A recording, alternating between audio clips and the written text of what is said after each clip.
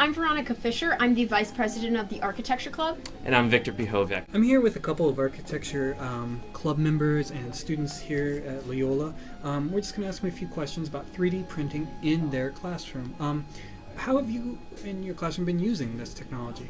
Well, creating models, and besides, this is my final print for my classical model, and then this is Victor's. You did what? I did the Pantheon for classical as well. It's cool. Anyway, yeah. So you've been using it mostly to model architectural buildings and things like The normal things we would be building with wood and chipboard and other resources we're now making with plastic and online. Okay. So what are the benefits of this technology to you?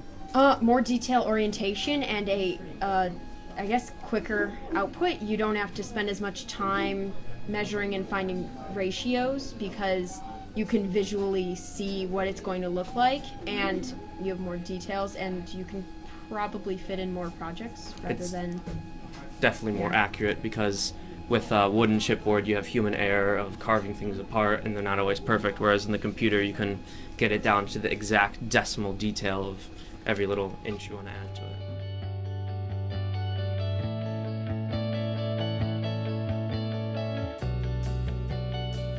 Ask you a question I did not warn you about, so answer as best you can.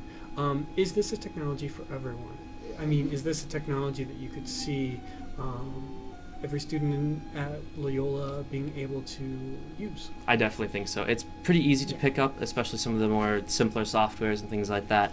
You could find things online if you really don't want to do the work yourself, but the software itself is pretty simple, and I think anyone, even like younger people, but mostly especially in our school, would love to work with this for art or for architecture or anything they want to do just for recreation. Perhaps. Yeah, when new people come into the club and they get the choice between working with the altar group or the church group, and one of them is the church group is using the AutoCAD, whereas the altar group is going to be most likely doing their model by hand.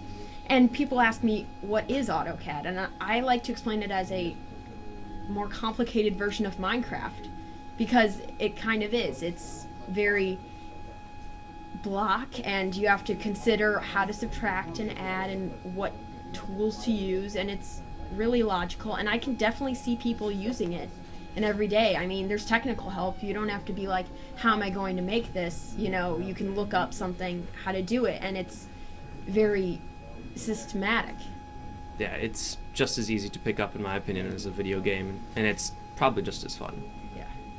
So what are some other applications beyond just model making? I know I'm asking you to go out on a little bit of a limb here, but besides model making for architecture, could you see Loyola employing this technology for? I know our Adventure Games Club uses a lot of model making and things like that for their pieces. It's cheaper to make their own things than go out and buy other expensive stuff. But I think anything, art, I know science could probably use that. Yeah, they could make things to use for physics, definitely. Yeah. I know that some of the newer 3D printers are even doing different materials like rubber and so on, and there's a lot more flexibility. I'm printing one of my peers' projects. They're not here today, so I had to upscale it to the same dimensions as their previous piece they're printing.